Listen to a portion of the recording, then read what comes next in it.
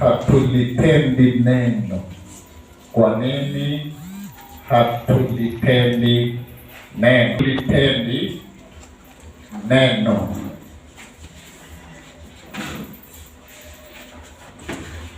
Yakobo anasema ya kwamba tuwe wasikilizaji na pia watendaji wa neno. Yesu alikuwa anaongea na wafuasi wake, wale watu ambao walikuwa wamemwamini, wale watu ambao walikuwa wanatembea na yeye, wale watu ambao walikuwa wanajiita wao ni wafuasi wa Yesu Kristo. Na Yesu akawa na swali juu yao ya kwamba kwa nini mnaniita Bwana Bwana na hamyatendi yale nisemayo? Kwa nini mnaniita Bwana na hamyatendi yale niyasemayo? Na akasema atawapatia mfano ya yule mtu anayesikia na kulitenda neno lake. Anamfananisha na yule mtu mwerevu, mtu mwenye hekima aliyechimba chini akafikia mwamba na akaweka msingi wa nyumba yake kwa mwamba, akiijenga juu. Na akasema baada ya kukamilisha huo mjengo, gharika ilikuja, dhoruba ilikuja, zote zikalenga huo mjengo, lakini huo mjengo ukasimama kwa sababu umejengwa kwa msingi uliothabiti, na huo msingi uliothabiti ni neno lake Bwana. Haleluya! Kusikia na kulitenda hilo neno. Na akasema kuna yule mpumbavu, yule asikiaye na haliweki neno katika matendo, anafananishwa na yule mpumbavu aliyejenga nyumba yake juu ya changarawe. Dhoruba ilipokuja, upepo mkubwa ulipokuja, anasema hiyo nyumba ilianguka kwa kishindo kikubwa. Haleluya. Amen. Amen. Kwa hivyo hapa tunaona ya kwamba kuokoka tu peke yake sio mwisho wa jambo. Kuokoka peke yake sio mwisho wa jambo. Haleluya. Tunastahili kuokoka, na baada ya kuokoka tuweke neno la Mungu katika matendo. Kuliweka neno la Mungu katika matendo. Haleluya. Imekuwa ni vigumu, watu wengi sisi tunajiita wa Kristo, tunalisikia neno lake Mwenyezi Mungu, lakini hatufanani na yale maneno ambayo tunayanena. Haleluya.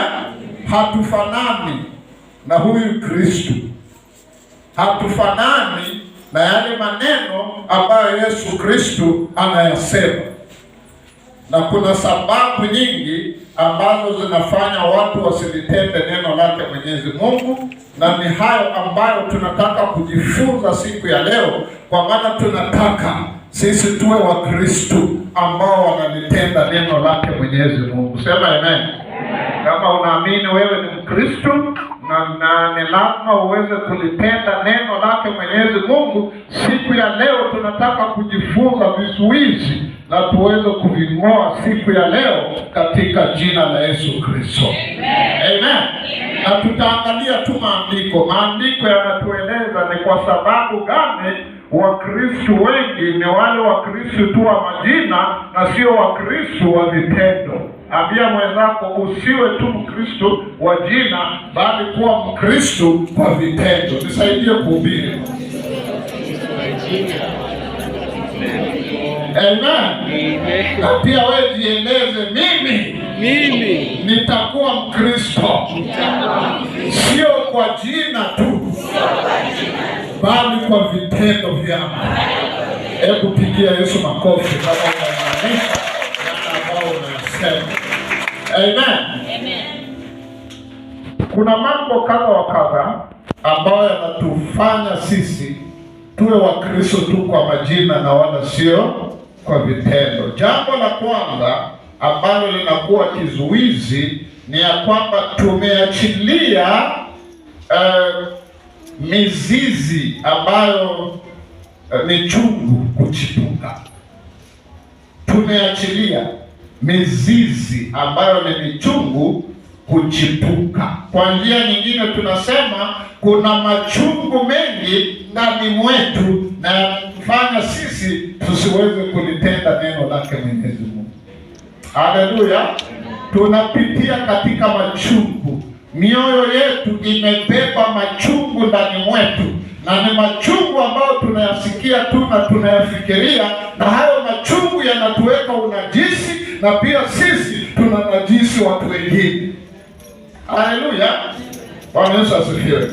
Hiyo inapatikana katika Waebrania 12:15. Wacha tusome leo, tutasoma Biblia na niende tu pole pole ili tuweze kuelewa, na nataka kila mmoja wetu awe Mkristo anayetenda neno lake Mwenyezi Mungu.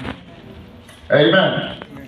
Hebu tusome Waebrania 12 mstari mdogo wa 15.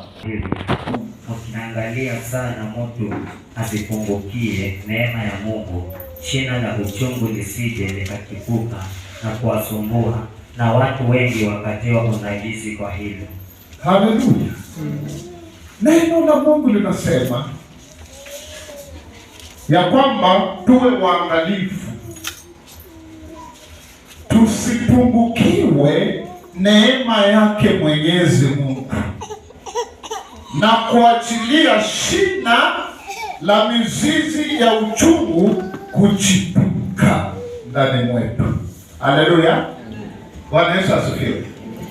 Kile neno ambalo linatueleza ni ya kwamba ule wakati ulipokubali Yesu kuwa Bwana na Mwokozi wa maisha yako.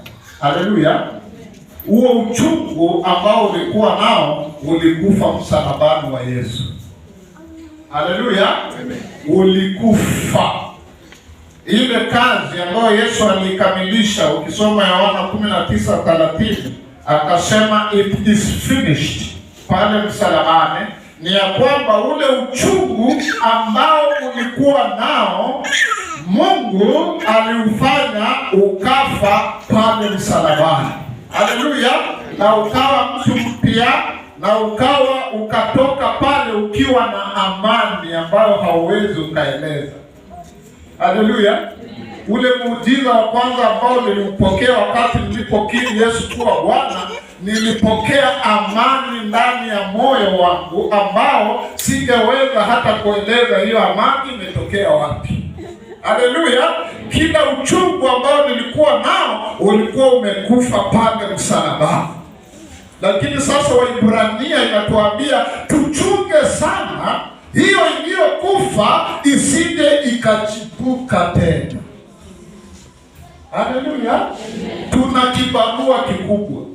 Kile kibarua ni ya kwamba ule uchungu uliokufa pale msalabani tunastahili tuachilie pale, huo uchungu ufe. Haleluya. Usiamke tena.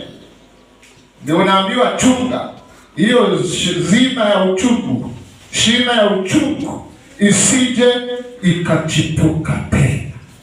Haleluya. Bwana Yesu asifiwe. Ninajua hapa kuna mtu ambaye hata ukisikia ya kwamba fulani amekuwa mgonjwa, amepata ajali, hautasikia kitu chochote. Bwana Yesu asifiwe. Hautasikia kitu chochote. Hata uenda ukasema Mungu amemlipa. Mungu wetu halali amemlipisha nini? Kisasi kwa yale mambo aliyonitendea. Haleluya. Bado hilo shina liko. Shina la uchungu bado bado liko. Haleluya! Kuna mtu ambaye hata hauwezi ukampatia kitu, pengine hata ni mzazi wako, ulisema huyo hata kula nduru yangu kwa sababu pengine hakukulipia school fees. Badala ya kulipa school fees alienda akaoa mke mwingine na akamlipia mahari na akasema wewe mwenyewe ufanye nini? Ujipange. Haleluya! Bwana Yesu asifiwe. Na wewe ukaapa ukasema huyo nikipata kazi senti yangu hata na umeokoka. Na unasema unaenda wapi? Unaenda mbinguni. Hata leo tumeimba polo dada wa. Wewe unaimba polo ni nyumbani kwetu. Haleluya! Lakini bado umebeba uchungu ndani mwako. Haleluya! Bwana Yesu asifiwe. Bwana Yesu asifiwe. Tuko na kibarua kikubwa. Kibarua kikubwa ambacho tuko nacho ni ya kwamba hilo shina la uchungu. Tumepitia mambo mengi. Bwana Yesu asifiwe. Tumepitia mambo mengi katika maisha. Uchungu, pengine ni machungu, pengine yalikuwa ni ya madharau makubwa. Tunaambiwa kibarua ambacho tuko nacho sasa ni kuhakikisha kwamba hiyo isifanye nini? Isichipuke. Haleluya! Kwa maana itakapochipuka itakutia unajisi wewe, na wewe pia utanajisi wengine. Haleluya! Bwana Yesu asifiwe. Nilikuwa naambia hapa waombezi, tukiwa katika uombezi hapa, ya kwamba kuna mama mmoja huko nyumbani kwetu, yeye anajulikana kama muombezi, na hata wakati wa mpira kama huu watu wanaenda kwake, teams zinaenda kwake aende kuwaombea waweze kushinda katika mchezo. Haleluya! Na hapo na shemeji yake pia ndio wale ambao walikuwa kwa hii dini ya Branham hii ya neno, watu ambao wanajiona ni wao tu peke yao ambao wanaenda mbinguni. Watu wengine ambao hawaombi na wao wamepotea na hawana nafasi katika mbingu. Haleluya! Na siku moja binti wa huyu mama akafa, na huyu mama akasema ni huyu shemeji wake tu ndiye ameua. Shemeji yake ndiye amefanya nini? Ameua. Kukawa na mzozo mkubwa katika boma mchana. Haleluya! Na huyu mama hasira ikampanda na akatoa nguo zake zote, akabaki na birthday suit yake vile alivyozaliwa. Bwana Yesu asifiwe. Haleluya! Na fulamia fulamire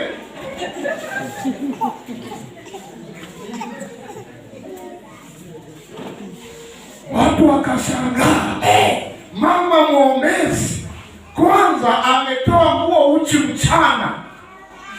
Bwana Yesu asifiwe. Ya pili amenajisi yule pia ambaye na yule pia naye Mungu wa Abraham. Bwana Yesu asifiwe. Haleluya! Akasema dawa ya moto ni moto. Bwana Yesu asifiwe. Pia yeye akatoa nguo zake zote. Bwana Yesu asifiwe.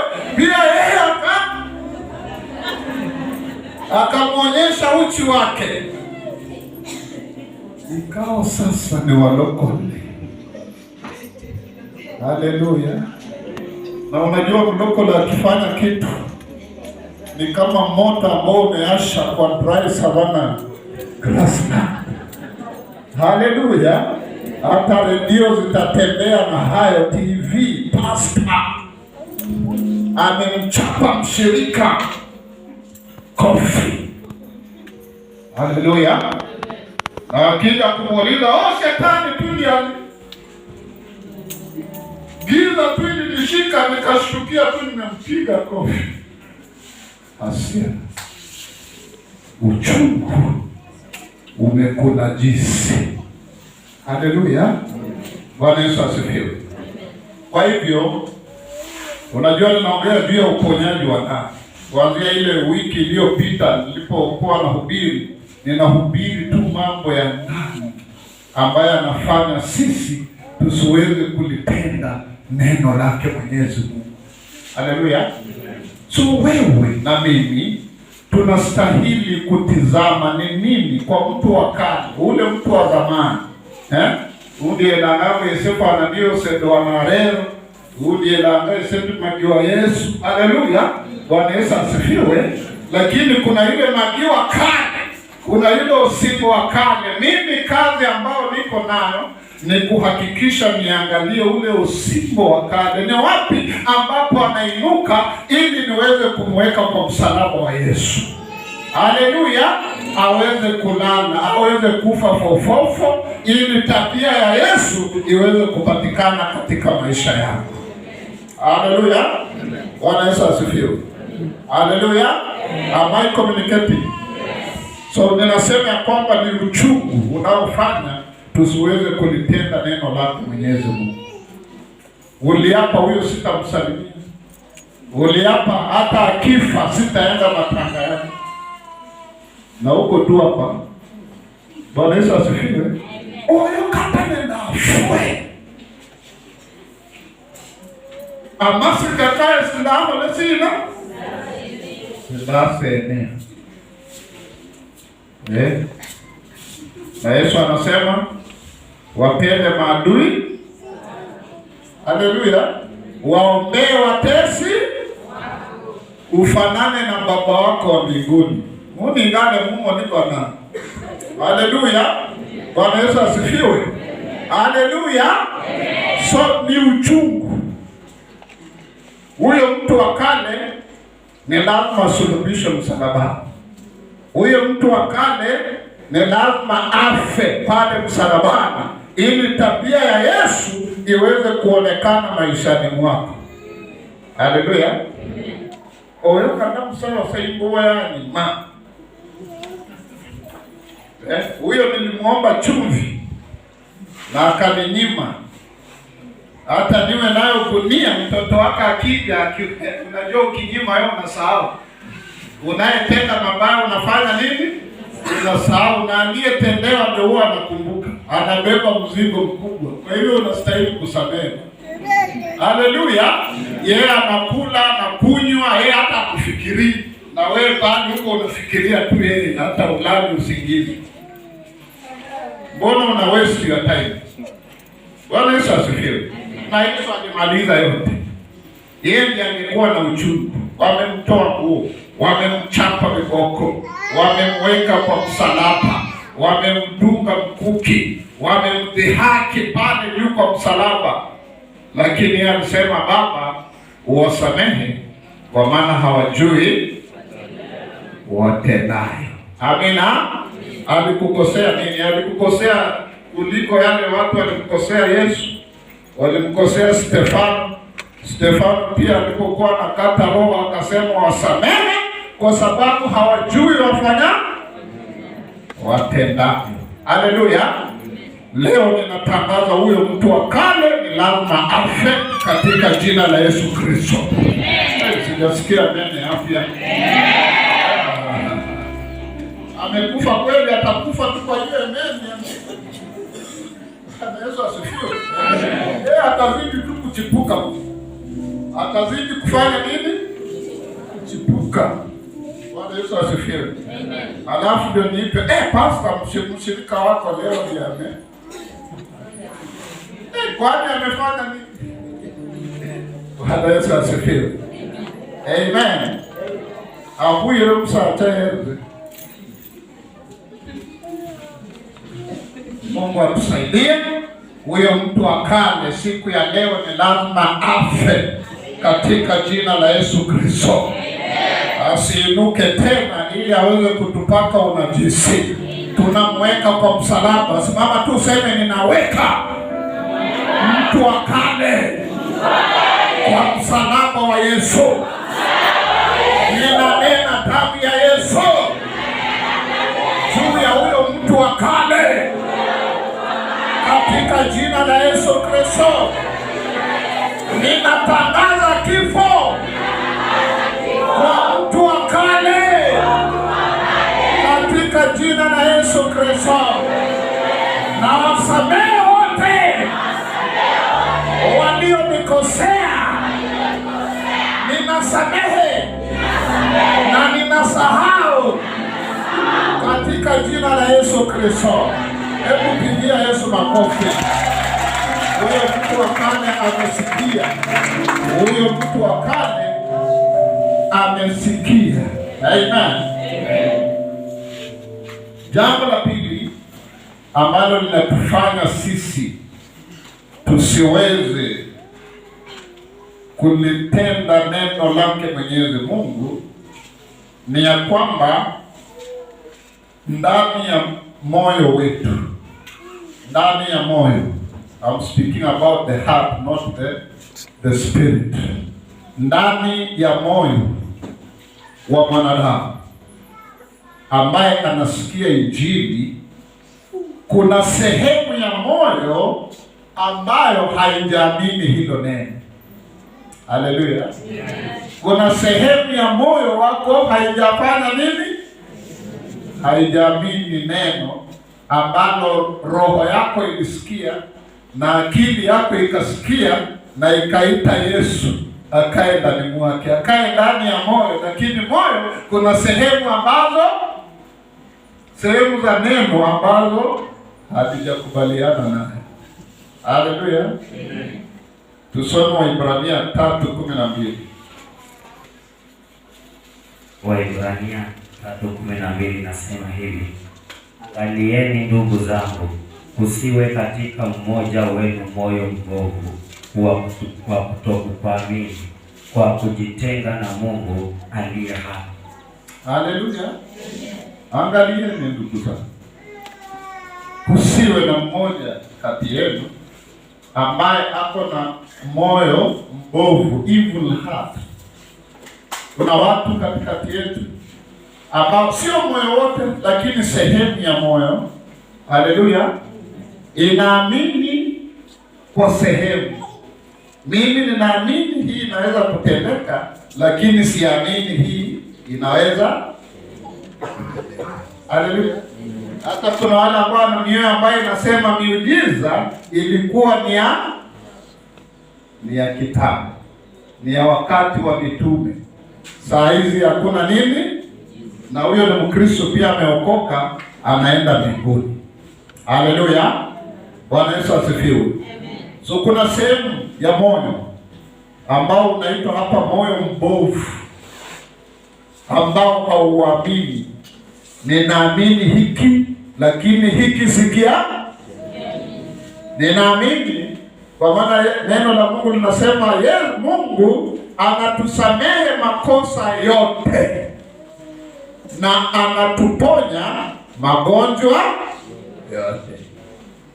Kuna mtu ambaye hapo hapa anaamini tu ya kwamba kuna makosa mengine ambayo Mungu anaweza kusamehe na mengine afanye nini? Asamehe. Kuna magonjwa ambayo Mungu anaweza kuponya na kuna mengine ambayo Mungu hafanyi nini? Tunafuata ile ripoti ya daktari ambayo anasema this is a chronic disease. Haleluya. Hii haiponyeki. Kila ugonjwa unaponyeka kwa Yesu Kristo.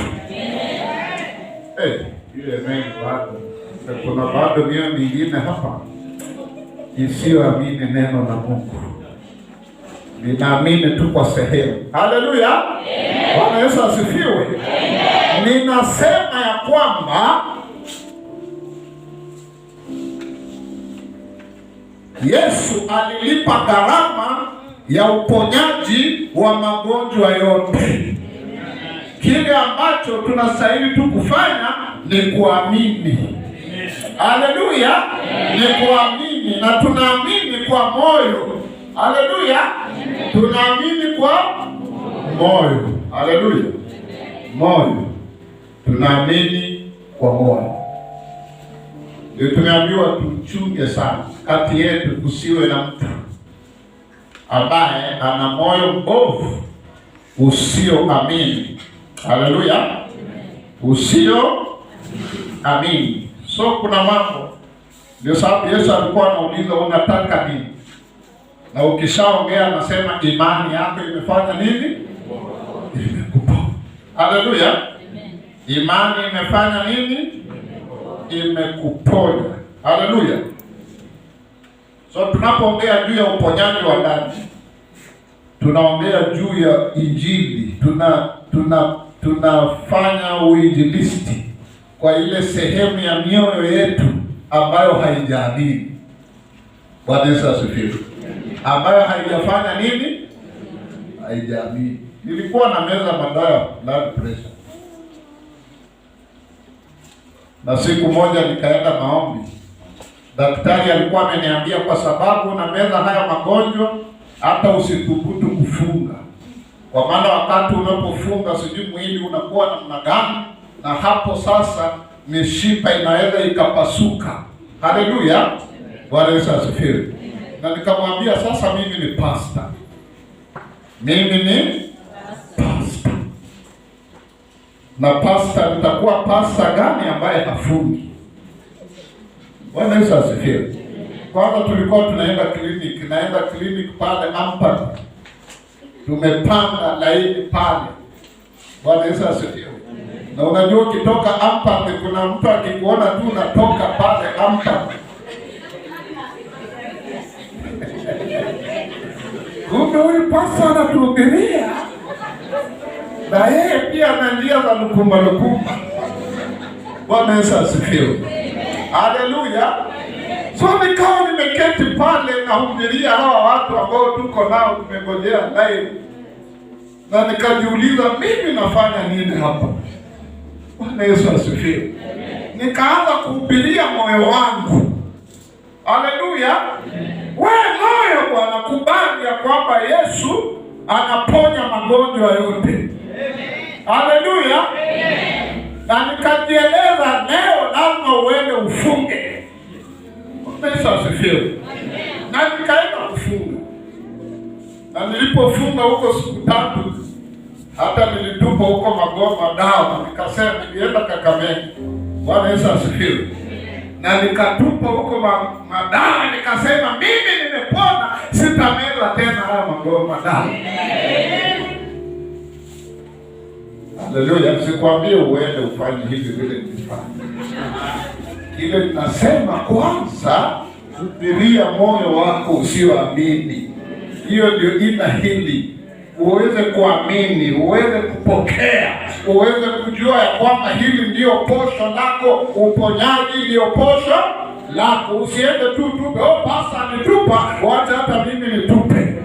Unatupa kwa jina la nani? Kwa jina la pasa, sio kwa jina la Yesu. Haleluya. Bwana Yesu asifiwe.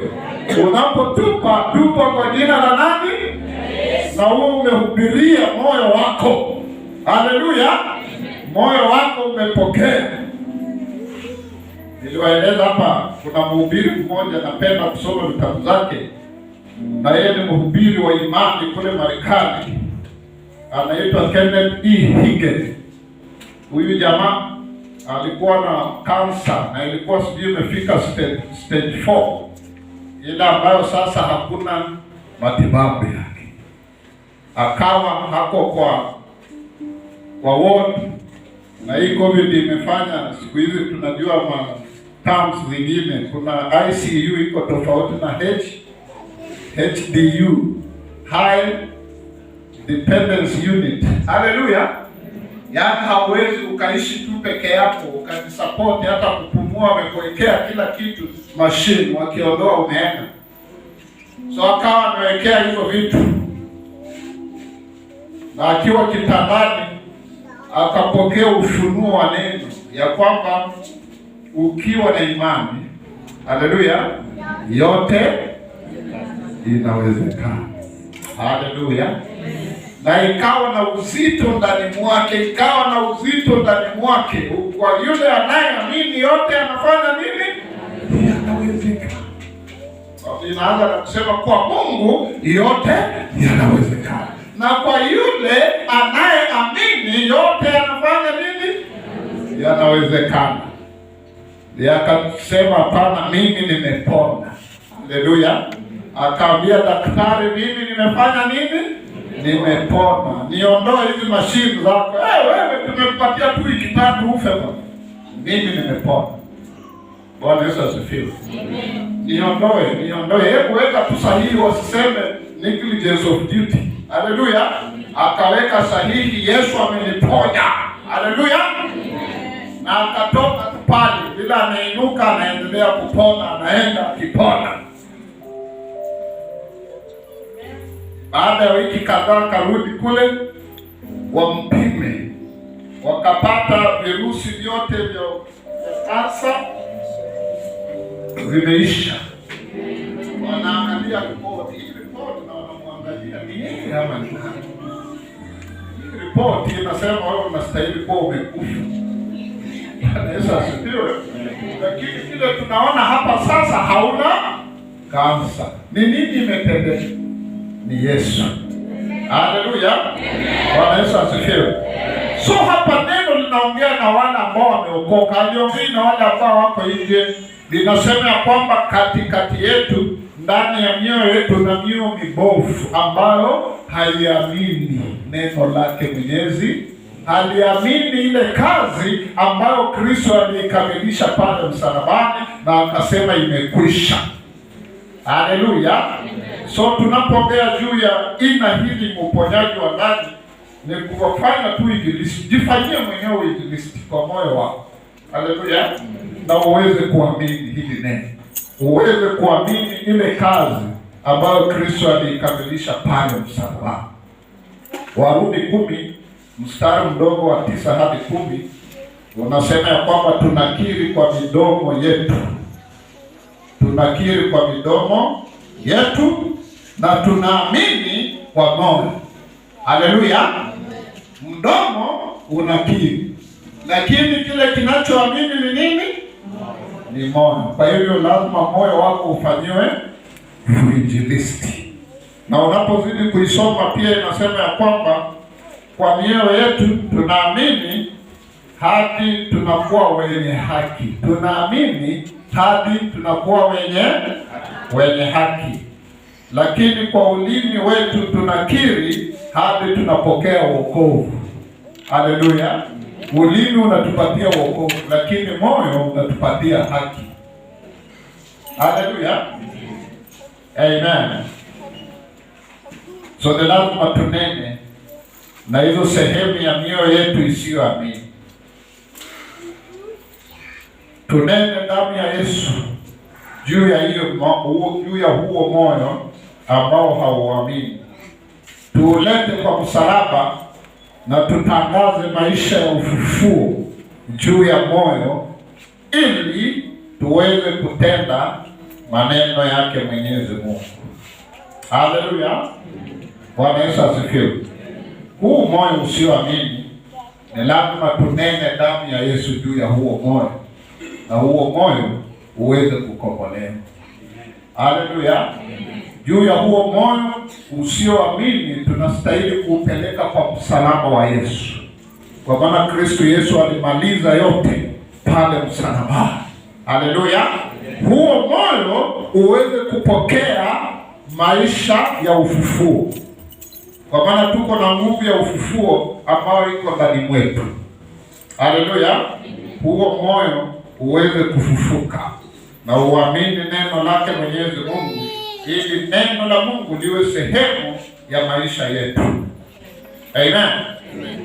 Jambo la tatu ambalo linafanya sisi tusilitende neno lake Mwenyezi Mungu ni ya kwamba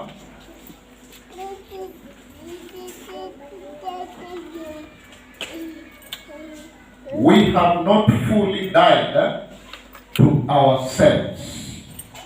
Hatujakufa kikamilifu. Hatujakufa kikamilifu.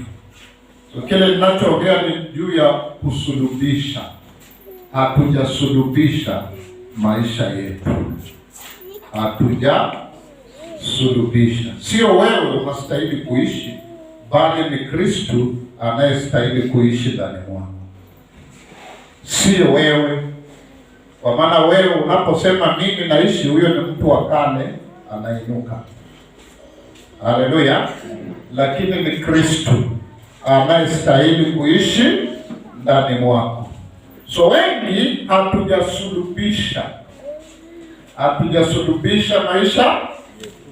maisha yetu, ndiposa imekuwa vigumu. Kwa njia nyingine tunaishi. Mwingine atakwambia hebu songa tu hapa utaniona. Songa tu au rudia yale ambao umesema na umeokoka. Londa kwa mani akawabula. Umsacha bora na mswae. Londa kwa akawabula kona ndona.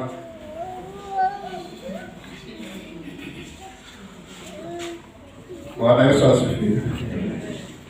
Haleluya. Utafanya nini?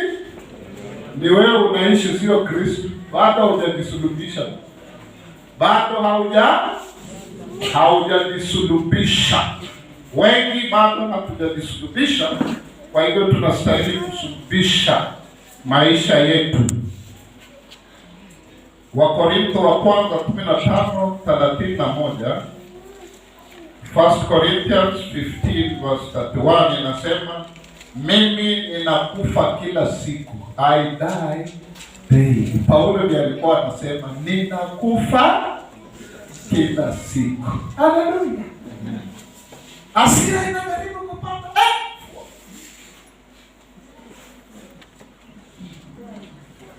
Haleluya. Tamaa ya mwili inainuka, unaambia wewe nyamaza, kufa saa hizi, mimi nimekufa. Si ati tamaa sisi hatuna, kila mmoja wetu hapa ana tamaa. Au mwaita tamaa nini? Mungu leo. Noiwo asanyira mlira Yesu Kristo, nyamaza. Katika jina la Yesu kufa. Hasira inapanda, unaiamrisha ifanye nini? Ikufe. Katika jina la Yesu, nyirewe. Wafu wa Kristo ndio mwenyewe. Haleluya. Bwana Yesu asifiwe. Ndio sababu kwamba mimi nakufa kila siku. Kuna mambo ambayo yanakufuata, yanakuandama, ambayo yanataka uinuke. Na Yesu aende chini. Ni nani alisema yeye inafaa mimi nishuke na yeye afanye nini? Alikuwa ni nani? Msomaji wetu tuleka tarehe. Walipoambia Yohana Mbatizaji ya kwamba Yesu uliyombatiza pia yeye ameanza huduma, anabatiza watu, akasema hiyo ni sawa, inafaa mimi nishuke na yeye afanye nini? Apande. Haleluya. So pia wewe na mimi unastahili kuambia wewe ya kwamba wewe usipo shuka na uache Yesu afanye nini? Ainuke maishani mwangu. Haleluya. Na ni kitu ambacho tunafanya kila siku. Paulo hapa anasema mimi nakufa. Wale walikuwa wanamzika, hapana, ni ule mtu wa kale anamwambia afanye nini? Afe. Haleluya. Amen. Kama hiyo mazuri. Amen. Haleluya. Mjonga rada karao.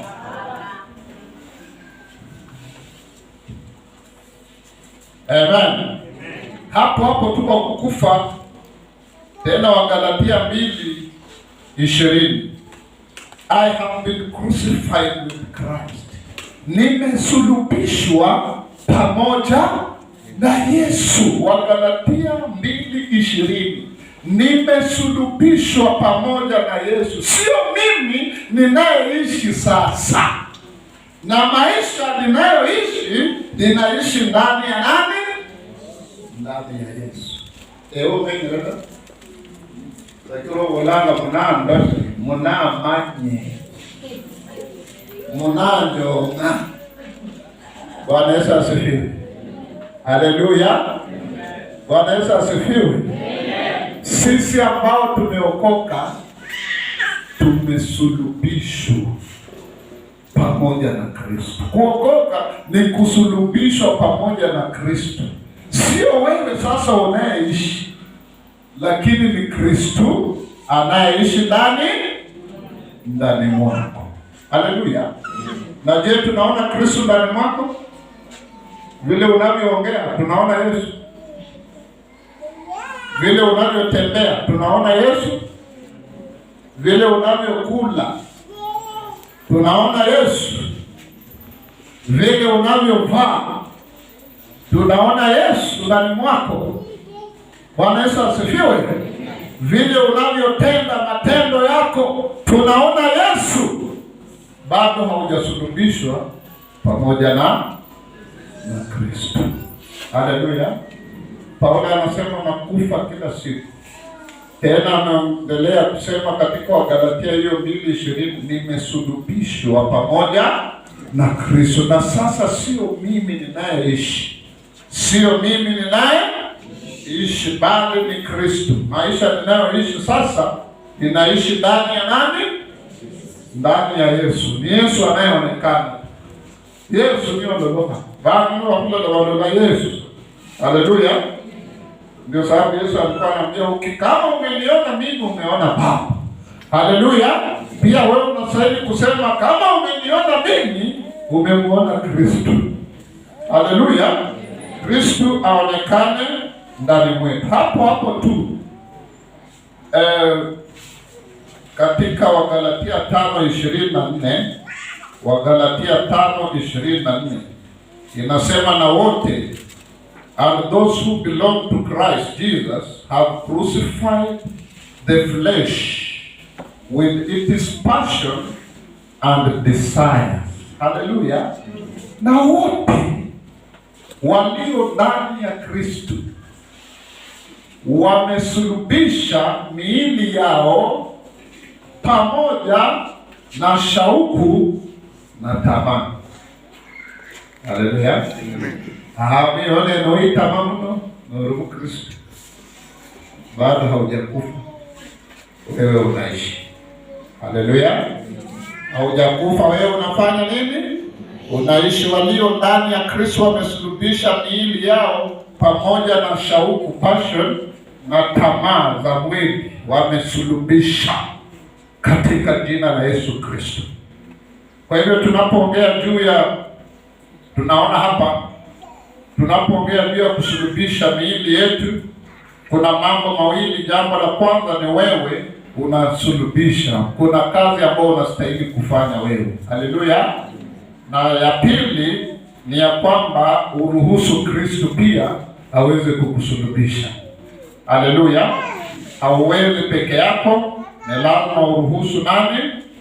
Uruhusu Kristo. Ni lazima tumkaribishe Kristo aweze kukamilisha maisha ya kutubadilisha sisi kupitia kwa kusulubiwa. Haleluya. Ukaribishe wina Kristo. Haleluya. Anyole huru halasina huru hama msalaba mano arubadilishe kufanana na yeye. Ninafanana na Yesu. Nimeimba pia na Mungu ameshusha mbingu. Haleluya. Haleluya. Amen. Na pointi ya mwisho, mambo yanayofanya tusilishike, tusiweke katika matendo neno lake Mwenyezi Mungu, ni ya kwamba hatupitii katika hii process ya kutakaswa na kubadilishwa, sanctification and transformation. Sanctification and transformation. Tunapoongea juu ya utakaso, inahusika pia na kubadilishwa. Haleluya. Amen.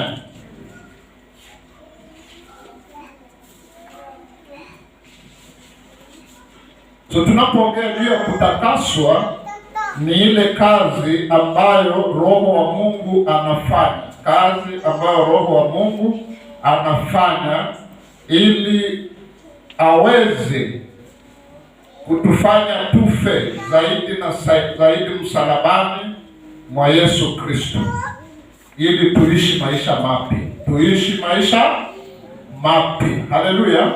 Ni ile kufa, yani Roho anatusaidia kukufa. Sio wewe unayeishi, bali Kristo aishi ndani mwako. So wakati tunapoongea juu ya utakaso, ni Kristo anatufanya tufe. Warumi 12 mstari mdogo wa 5 wa pili not wa 5. Yaani hata mawazo yetu inabadilishwa, tunajitoa miili yetu kama dhabihu iliyo hai. Haleluya, Bwana Yesu asifiwe. Nayo kubadilishwa ni ya kwamba Roho Mtakatifu anabadilisha mambo yote mabaya ndani mwetu yawe baraka. Kubadilika, haleluya, ni Roho wa Mungu anabadilisha mambo yote mabaya katika maisha yetu yaweze kuwa ni baraka. Amandu na vindu bibi byose biri kuvula muwefwe Yesu abikaluha sia nibiyehorana sina echihabi. Bwana Yesu asifiwe. Kila kitu kibaya kinabadilika, kinakuwa ni baraka katika maisha yetu. Kama kuna ukame, Bwana anaubadilisha inakuwa ni shamba. Haleluya. Pengine mfuko wako umekauka, Bwana ataubadilisha uwe na kitu ndani mwako. Haleluya. Ikiwa sisi ni wanyonge, Bwana anabadilisha unyonge wetu unakuwa ndio nguvu. Haleluya. Wakorintho wa pili 12 mstari mdogo wa 9. 2 Corinthians chapter 12 verse 9. Ya kwamba Bwana anabadilisha unyonge wetu unakuwa ndio nguvu yetu. Haleluya. Amen. Mambo mabaya Bwana yanabadilisha. Kule kushushwa ama kudharauliwa kwetu, Bwana anaubadilisha inakuwa ni utukufu wetu. Bwana anabadilisha. Haleluya. Anabadilisha. Isaya 61 mstari mdogo wa 3. Bwana anabadilisha yale mabaya yote yanakuwa ni mazuri. Ile degradation, ile kudunishwa kwetu, Bwana anaubadilisha inakuwa ndio utukufu. Yule ambaye alikuwa amedunishwa, sasa tizama yeye ndiye ametukuka. Haleluya. Bwana Yesu asifiwe. Hebu tusome tu Isaya 61 mstari mdogo wa 3 uone. Anabadilisha mavumbi, anayafanya kuwa beauty. Haleluya. Bwana anakubadilisha wewe. Wewe uliodharauliwa Bwana, wewe unaenda kuheshimiwa. Amen. Ndio baba na hafifu. Unasikia ama umechoka? Haleluya. Amen. Ni kusema iwe hivyo. Mimi natangaza na wewe unasema iwe hivyo. Haleluya. Unapokea ama upokei? Bwana Yesu asifiwe. Nimesema wale ambao wamedharauliwa, wale ambao wamedunishwa, Bwana anaenda kuwainua na mnaenda kuwa wa utukufu. Wakupewa heshima katika jina la Yesu Kristo. Amen. Ndio vile neno kusoma tu hapo. Isaya 61 mstari mdogo wa 3. Isaya 61 mstari mdogo wa 3 inasema hivi: kuwaagizia hao waliao katika Sayuni, wapewe taji ya maua badala ya majivu. Badala ya nini? Majivu. Wale wanaolia Bwana, Bwana anapanguza machozi yao. Anakupatia ua. Mafuta ya furaha badala ya maombolezo. Mafuta ya furaha. Wale wanaomboleza, Bwana anabadilisha. Kuomboleza kwako unaenda kupokea mafuta ya furaha. Ese wakelenge no rura na saye nyose manayo leo mulira ya Yesu Kristo. Amen.